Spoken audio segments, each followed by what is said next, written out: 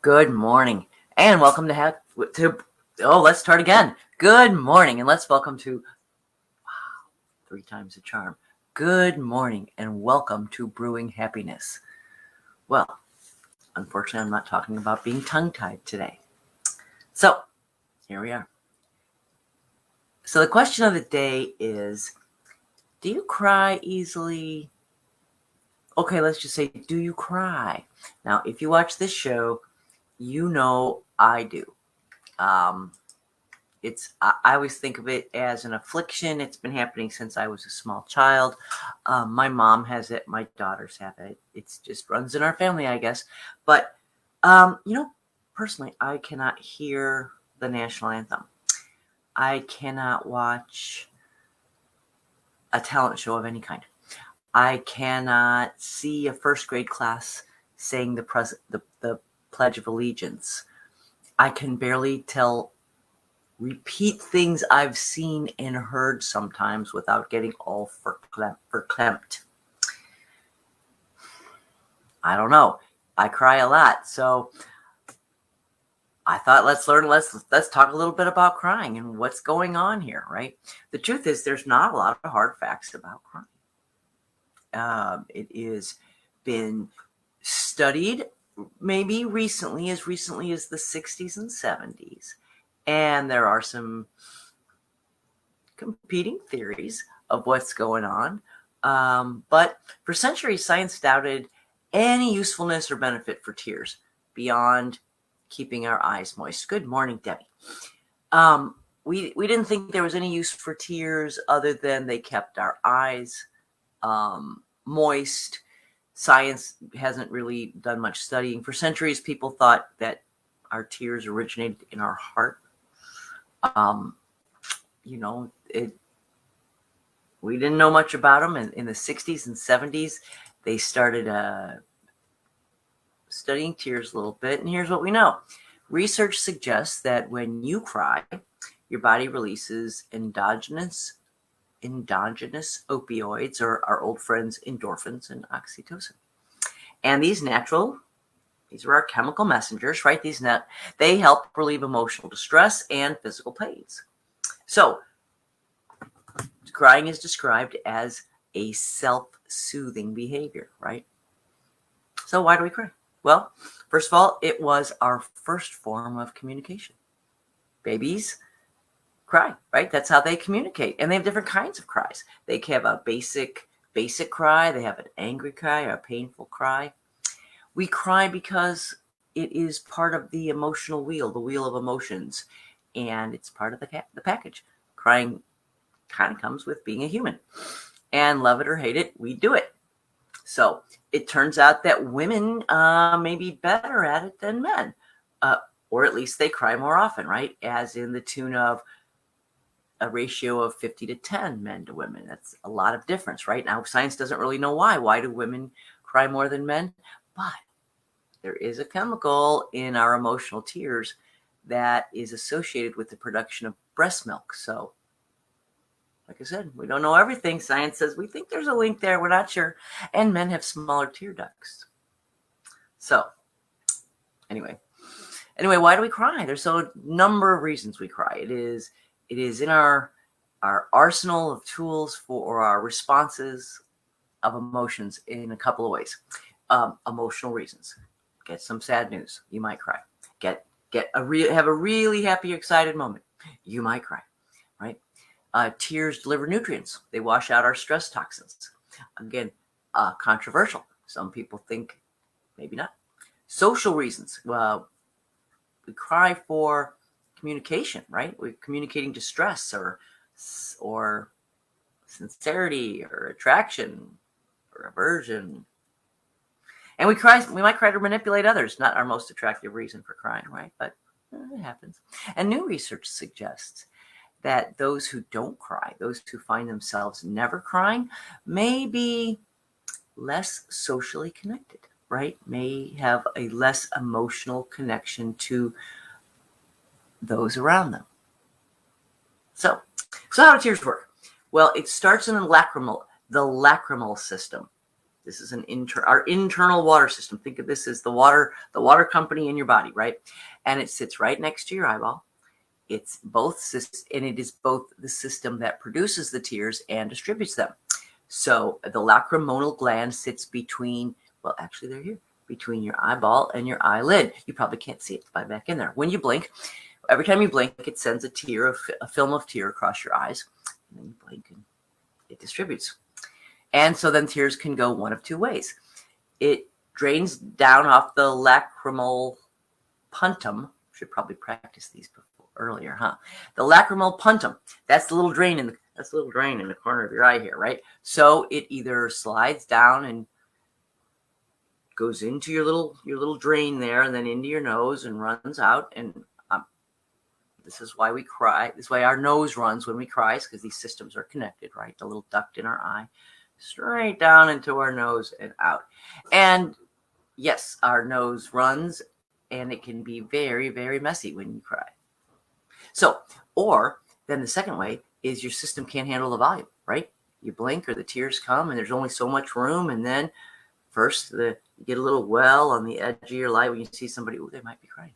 You get that little well of water on the edge of your eyes, and then spills over down your cheek, overflows the cheeks, and there it is for all the world to see when you're having an emotional moment.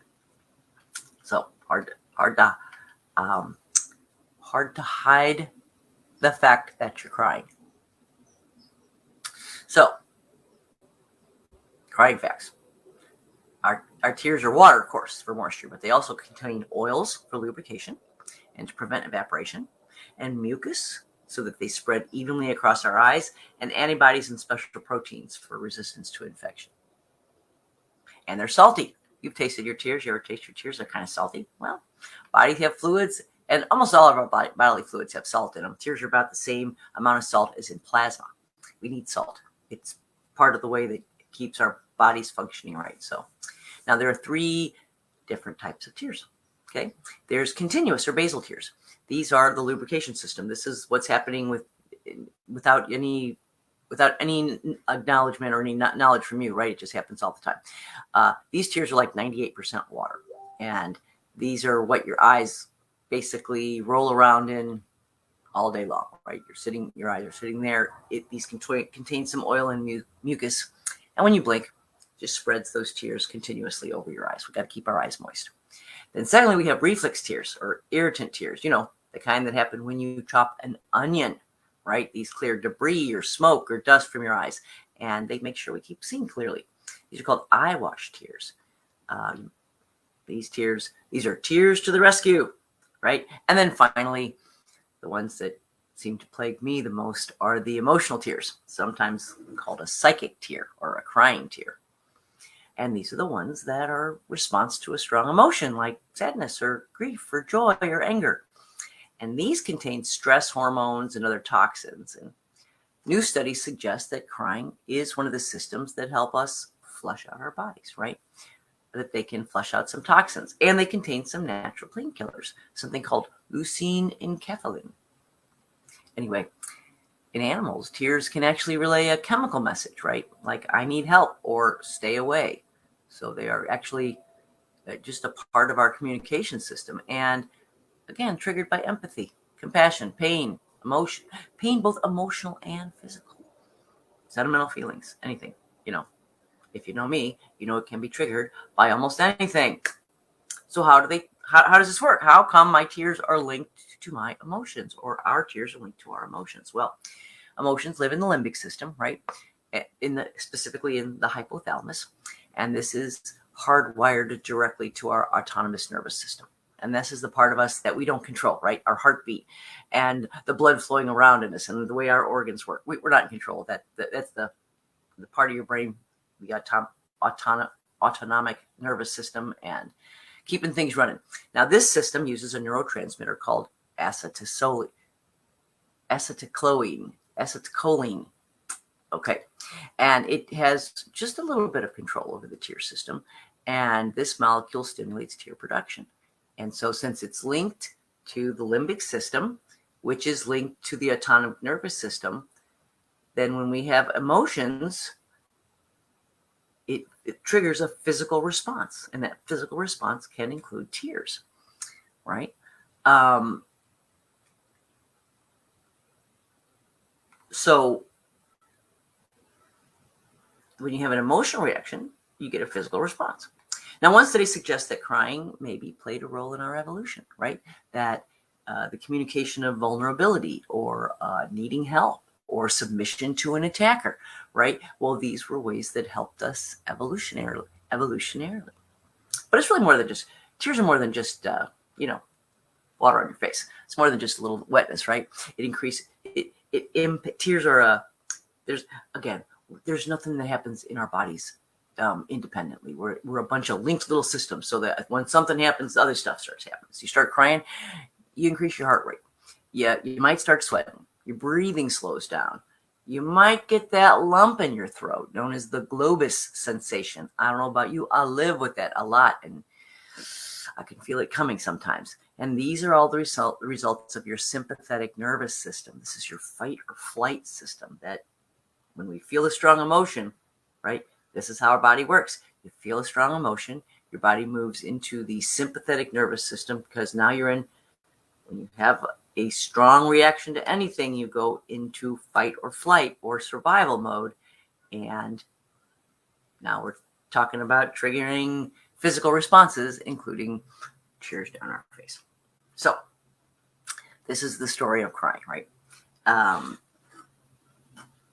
Some of us cry more than others. Some manage to have control over it and cry privately when they want to. Others, like myself, like I said, I cry in public all the time. If I go to a rally of any sort, if there's a bunch of people around me cheering, a high school football game, I might start crying, because the crowd around me cheering is so impactful to me. I'm so swept up in emotion, and I don't know, some people may have control over it. I'm in the no control zone. Just the tears start coming. And like I said, if you watch the show, you'll see that when I talk about things, sometimes it will trigger something in me and the tears will come. So now, a little bit of controversy in science about the benefits of crying. So a portion of science says, yes, this is, we have a crying jag, it releases things, we feel better, right? And then there's others that say, no, that's just a fallacy, that it's not linked. So you decide. Anyway, what's the benefits of crying, or what are some of the things that happen when we cry? Like I said, it's self-soothing. So back to the science. Research suggests that crying, while it is triggered by the sympathetic nervous system, that the crying itself, a long-term crying, we're talking like maybe some sobbing or some long-term crying, actually activates the parasympathetic nervous system, and that moves us from fight or flight to rest and digest. So those tears, while you're, like I said, you have this reaction, and the tears come and you move into the sympathetic nervous system or fight or flight, the result of the aftermath of those tears is back to the parasympathetic, back to rest and digest, back to a calmer. Oh, Kim Newkirk, yay. Here we're going to, Kim, look at this. Tears were my constant complaint one time. Oh, yes. Yes, Kim, that's it. Kim says, tears were my constant companion at one time when my heart felt like it was breaking. Grandkids come and thankfully put some space between us, but at times they still need to be shed. True, that is exactly right. Like I said, some people can control them. Some of us, they just can't. They say that crying dulls pain. Long-time crying, again, we're talking sobbing, releases the feel-good chemicals endorphins and oxytocin. And these in turn, these are chemicals that help us deal with both physical and emotional pain. And so you're crying, and then you may go through like a numb phase, right? You may feel really numb for a while. I'm sure you experienced. If you've ever had a crying jag, you know what this is about, right? You cry hard, And then afterwards, you just kind of have a recovery period. And that's that numbing. That's that numb phase, right? And then that creates a bit of space. That creates the space to move forward. That numb is your body putting yourself back together, recentering, reorganizing, right? But crying improves the mood. I don't know about you. I usually feel better after a good cry. Sometimes things are built up and it's just emotional release, right? Whether it's due to sadness in your life or even a really good movie, crying, again, sobbing, may lift your spirits. I find for myself that sometimes when I'm living close to the edge emotionally and there's a lot going on, a good movie or episode of America's Got Talent can just push me right over the edge, right? I don't think I'm crying so much because of what's happening in the movie or because I see a young, talented person giving their heart and doing what's important to them. And I don't know, when I see those things, it just is unconscious. It just starts to kick in. But sometimes I think it's the emotions that we're not paying attention to, the emotions we haven't really sat with and dealt with, emotions that are building up in our back. And then we see that movie or we watch that kid singing on America's Got Talent. And it's just the trigger that lets the waterfall go. So hopefully I'll get through this without crying, but no promises. So sobbing actually has you taking in many quick breaths of cool air. You ever get, I don't know about you, I've cried this much, right? Where you just cry to you sobbing. And then breathing this cooler air regulates and lowers the temperature in our brains.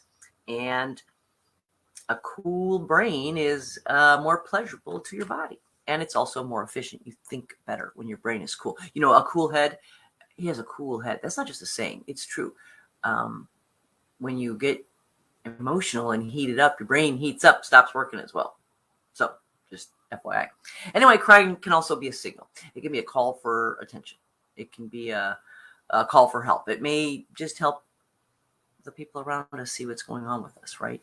Maybe you don't want to ask for help, but sometimes your body decides for you. Sometimes our body is our subconscious mind, right? Decides for you, and the tears spill over to tell the people around you that you maybe need some attention or some help or some comfort.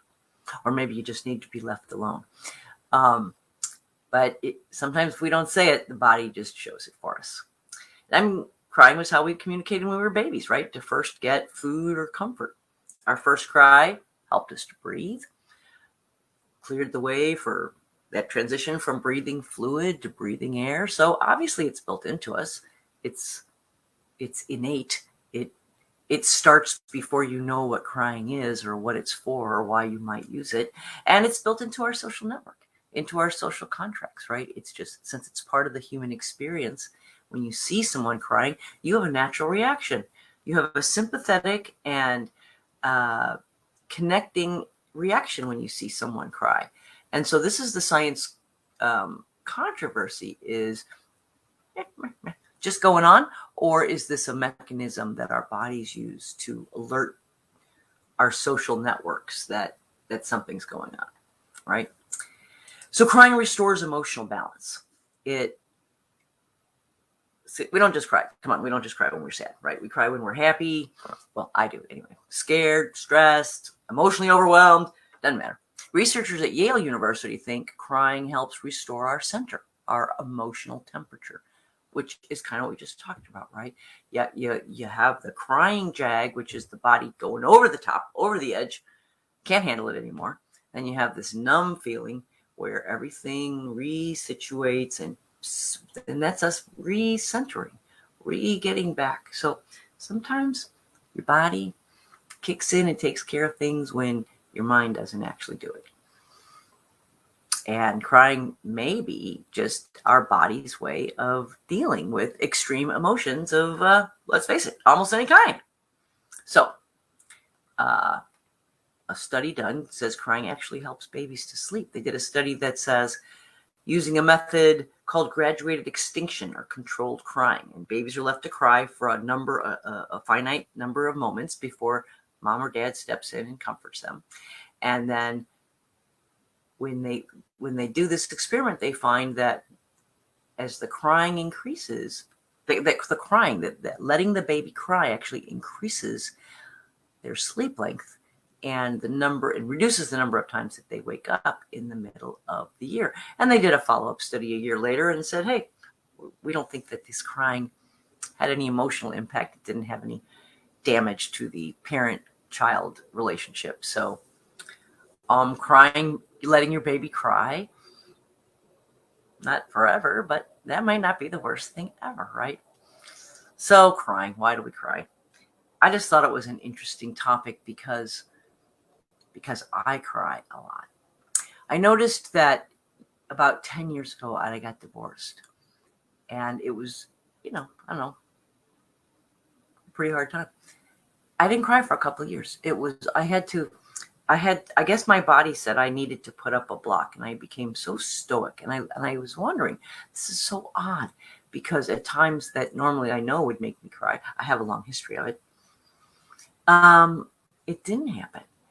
And for about those 2 years, I was kind of, I don't know, walled off maybe. Anyway, then as I recovered and kind of got back to a new state of normal, I won't say went back to normal, because when you have a big life change, you get a new normal.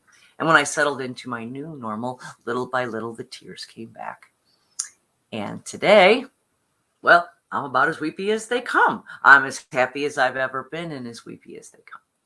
So, how do tears impact you? Are they your friend? Do you shy from them? I know people who think crying is the worst thing ever, right? And just avoid it. Do what you can to make sure it doesn't happen. And yet here we're finding out maybe there are some benefits to letting the tears spill down. That in fact, it might be part of the way we operate.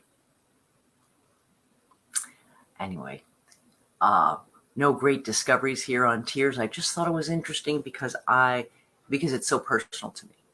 Because tears are a huge part of my life.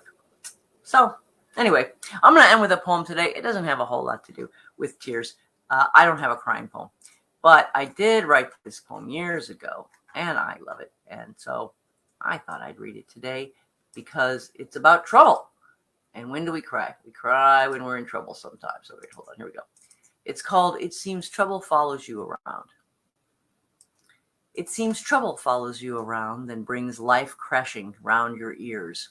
Indeed, although you'd not be found, it found you first in all your fears. A breath is taken, deeply seized, resolute in facing all you must, refusing quarter, refuse to please, turning now to one you trust. With faith in spirit to sustain through whatever path you tread, assured the future carries pain, but draw the strength to move ahead. You yield to plans you'd not selected, determined to look for lessons taught, and find the joy when unexpected, glimpsing moments not to be bought. More precious as every day grows, as worries from a time now gone pale against what now you know, forget conclusions once foregone. Each day's challenge soon is found, from success so bravely brought. Some days courage all abounds, some there's none, though gamely sought. To sing the song your life proclaims, the comfort flows from every word. No need to give the truth a name, you know a peace. I love forgiveness living in. To sing the song your life proclaims, the comfort flows from every word. No need to give the truth a name, you know a peace. Okay, your beauty shines and then reflects, bathed in the light of Spirit's grace. I've somehow had a copy-paste accident that destroyed the end of the poem. Well, there you go. That's me. All my glory, all my messed up. This show is live, so it just comes out the way it comes out. Anyway, cry today if you need to. It might not be the worst thing that happened to you. If you feel like you're a little overwhelmed and you need that reset, put on your favorite old movie that makes you cry. Sit down and have a good cry. Like I said, can give you a little bit of a fresh start, can reset that maybe some of the swirling emotions that are going on in your head. Or not. Or maybe there's no tears today. That's okay too. In any case, until tomorrow, make it a happy day.